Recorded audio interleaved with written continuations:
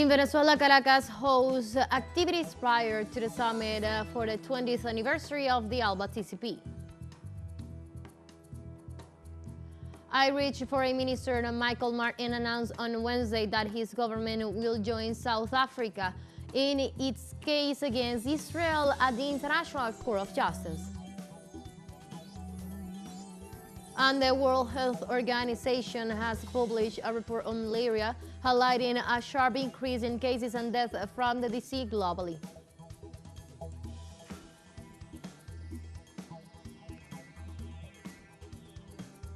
Hello and welcome to From the South. I'm Ana Marrero from the teleSUR headquarters in Caracas, Venezuela. We begin with the news. Stay with us.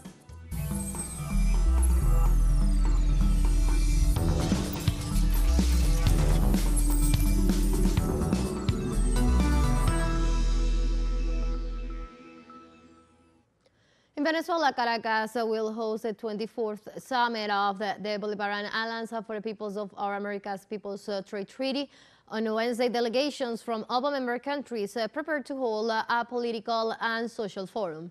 During the meeting, it is expected that high-level leaders and political actors will seek to become familiar with the meeting in order to organize the agenda with the head of state to take place this Friday.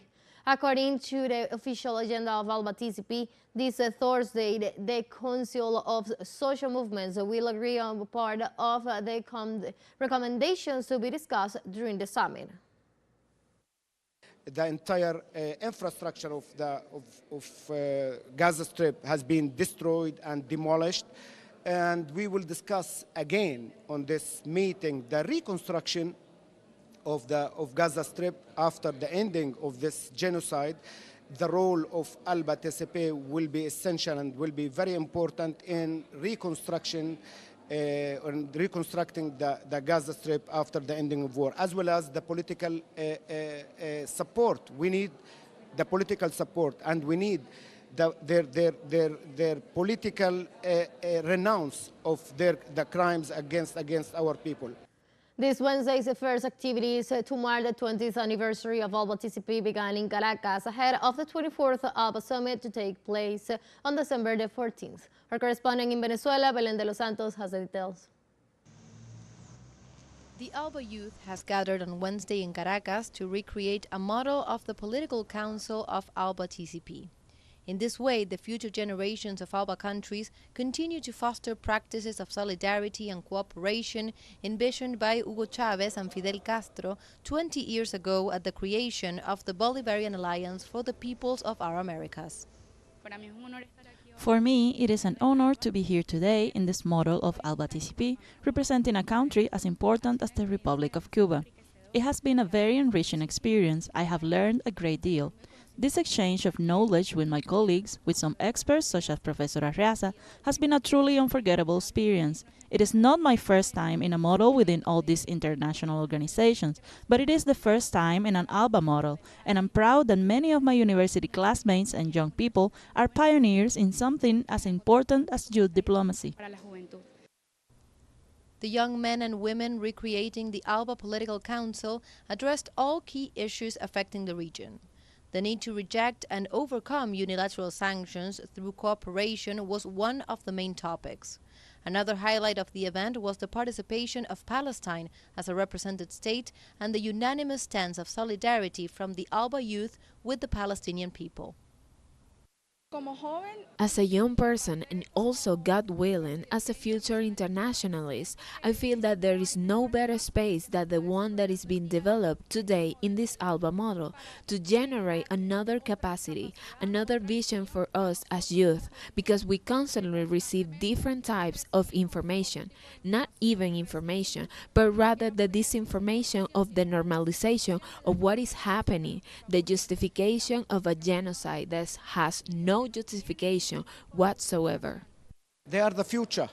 They are the future. That's why we are witnessing today a meeting, a gathering of the youth from ALBA-TCP country. This sends a clear message that even the youth are with the Palestinian rights. We are asking for our rights. We are asking for justice.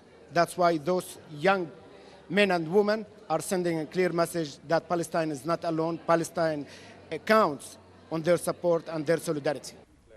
At the end of the model, the Secretary General of ALBA-TCP, Jorge Arreaza, addressed the participants and highlighted the significance of such an event in terms of educating the young generations of ALBA militants.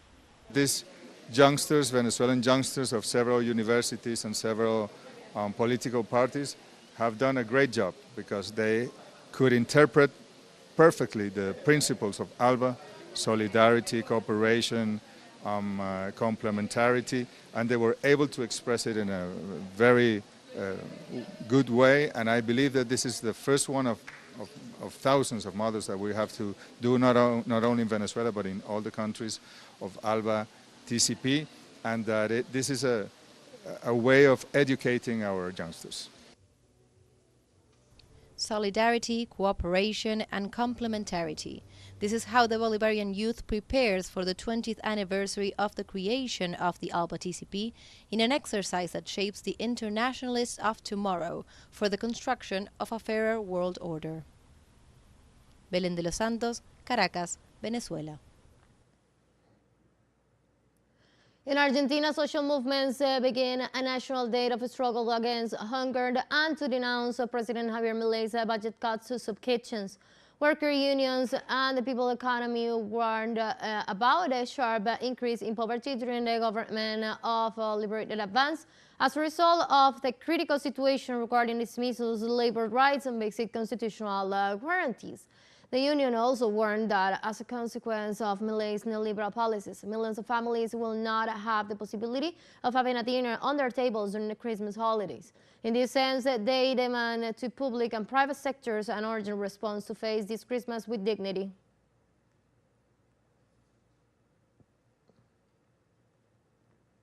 Brazilian President Luiz Inácio Lula da Silva is progressing well after undergoing an emergency surgery on Tuesday after suffering from an intracranial hemorrhage. The information was provided by the Syrian-Lebanese hospital in Sao Paulo on Wednesday, which reported that a 79-year-old president is alert, engaged, conversing, and has spent the night well. Lula has taken from Brasilia to the Sao Paulo hospital on Monday after complaining of a headache, which an MRI scan determined to be an intracranial hemorrhage. He is expected to be released next week.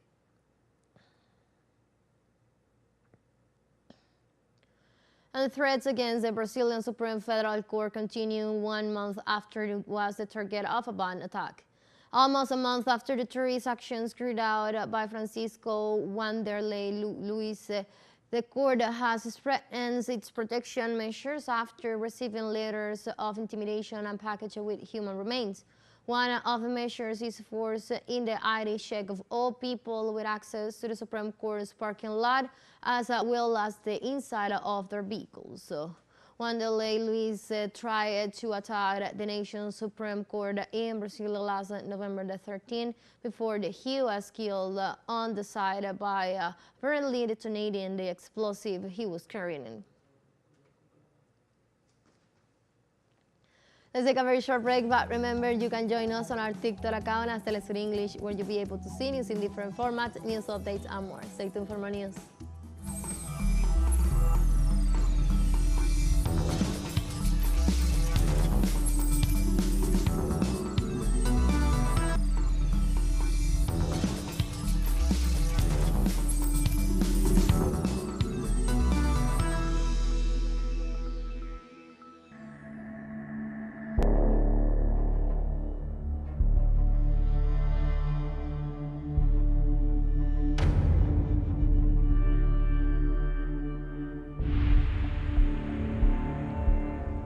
Welcome back to From the South. Irish Foreign Minister Michael Martin announced on Wednesday that his government will join South Africa in its case against Israel at the International Court of Justice.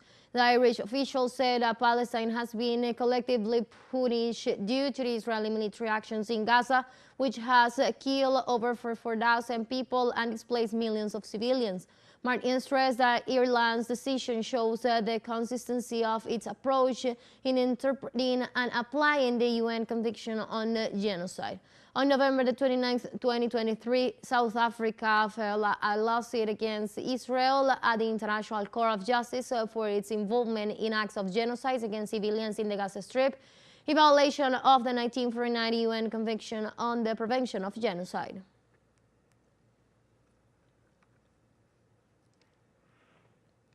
In this regard, the Palestinian Foreign Ministry welcomed the announcement by Ireland to intervene in the case concerning the implementation of the Convention on the Prevention and Punishment of the Crimes of Genocide in the Gaza Strip brought by South Africa against Israel.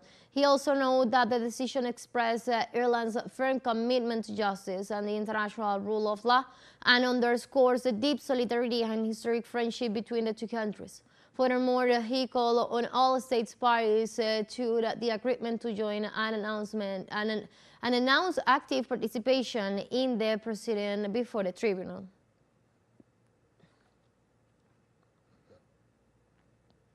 The United Nations appealed to the international community to meet the humanitarian needs of the population in the occupied Palestinian territory as a result of the Israeli genocide against the country. The multinational body said that at least $6.6 billion are needed to meet the humanitarian needs of about 3.3 million people in the Gaza Strip and in the occupied West Bank, including East Jerusalem. On the other hand, the United Nations Office for the Humanitarian Affairs, OCHA, informed that the speed and scale of the killings and destructions and the scope of the operational restrictions in the Gaza Strip are unlike anything the organization has witnessed in the past. The UN body added that violence continues to escalate in the West Bank and there is a great risk that the situation will worsen.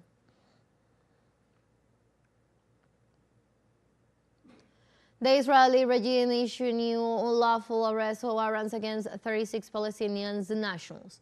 The Palestinian Prisoner Society and the Commission of the Chinese Affairs released a joint communique providing the names of those having received the judicial orders without being charged or taken to trial. Indeed, Israeli police allowed the detention of Palestinians without charging them for renewable periods that usually range from 3 to 6 months.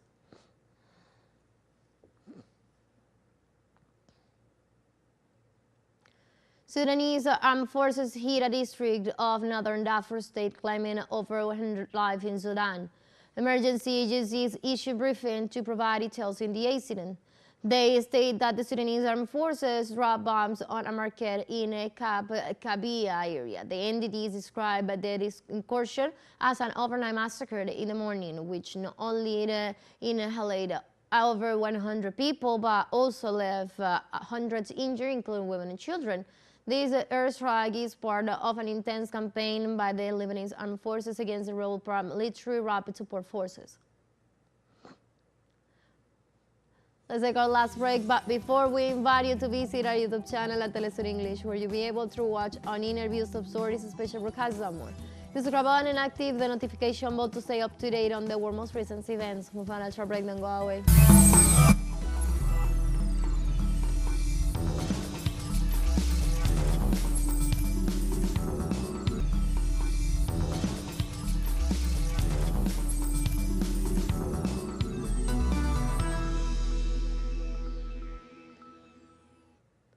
Welcome back. The World Health Organization has published a report on malaria highlighting a sharp increase in cases and death from disease globally. According to the organization, there were 263 million cases and 597,000 deaths from the disease worldwide in 2023, some 11 million more cases than in 2022, and about the same number of deaths. Approximately 95% of those deaths occurred in Africa, where many people at risk continue to lack access to disease prevention, detection, and treatment services. In this sense, Ethiopia, Madagascar, Pakistan, Nigeria, and the Democratic Republic of the Congo accounted for most of the increase in cases, with Ethiopia alone reporting an additional 4.5 million cases. The United Nations Office on Drugs and Crimes, UNODC, warned that cases of human trafficking increased by 25% after the decrease reported during COVID-19.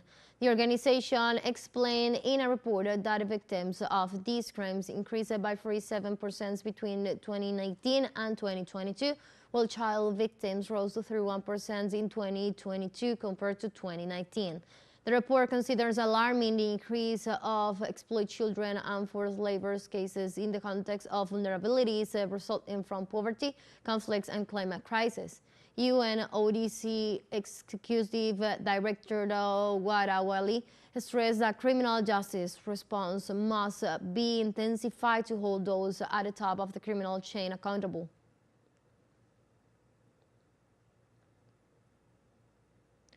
In the U.S., a ferocious wildfire swept through Malibu, Los Angeles City on Tuesday, destroying at least 7 homes in California and forcing the evacuation of thousands of people. Several properties were destroyed by the blaze, fanned by powerful winds and thinner dry brush. In this sense, firefighters were unable to get a foothold in the steep canyons surrounding Los Angeles, where the massive flames were devouring hillsides, filling the air with choking smoke. On the other hand, law enforcement officers ordered thousands of people to leave their homes if conditions worsen. So fires are featured of life in California and other parts of the western U.S. are often exacerbated at this time of year by the Santa Ana winds, which blow dry deserts from the interior.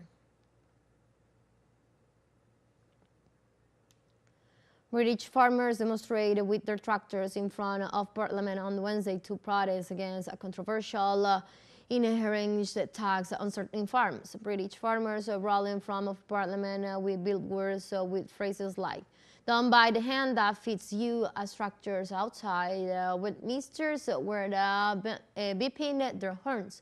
Until now, British farms could benefit from an exception from inheritance tax on their assets and property, a measure designated to facilitate the transfer of farms to continue their work. But the government announced on October 30 that this exception will cease to apply to farms worth more than $1.27 million as of April 2026. We're very concerned for the future of farming. We're really worried that the government need to wake up. They can't enforce this inheritance tax because we'll just see so many family farms lost. We're very cash poor and asset rich. We don't have the money just to pay inheritance tax on our farms. We'd have to sell, a big part of the business, like maybe all of the animals or all of the tractors, in order to pay the bill, and then we won't simply have a business left. It's targeting the wrong people, this tax. It's not targeting the huge investment companies buying land. It's actually, that's where it's targeted, but it's actually hitting the middle-sized farms, the very small ones, the small holdings. You could argue they're not actually farming. They're not actually contributing to the food industry. They may have some horses and a nice lifestyle. The guys in the middle are being affected, and they are the ones producing food, ultimately.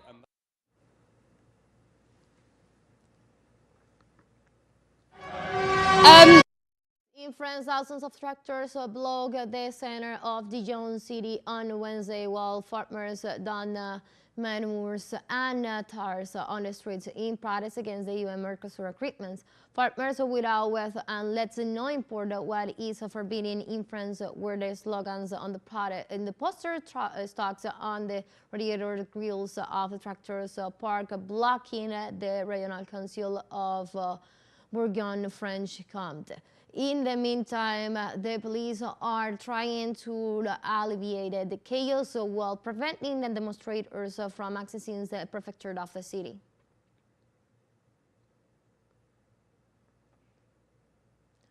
On Wednesday, the multinational technology company Meta experienced a major global outage with thousands of users reporting malfunctions on Instagram, Facebook, and WhatsApp. The company's systems appear to have suffered a major technical issue at around 10 a.m. Pacific time. As a result, multiple Meta services are experiencing a widespread outage, affecting users from all over the world. According to the reports, users of the apps were not able to access their messages or experience connectivity problems. In this regard, the cases of the outage are still unknown. However, the company recovered quickly and most of its apps are currently running normally, although some still report problems. This is not the first time something like this has happened, as the company's CEO Mark Zuckerberg previously apologized after all social networks went down for nearly 6 hours in October 2021. We have come to the end of this news brief, but you can find these and many other stories on our website at telesurenglish.net. You can also join us on our socials. We're on Facebook, on X, and on Instagram as well. For TeleSUR English, I'm from the South, I'm Marrero. Thank you for watching.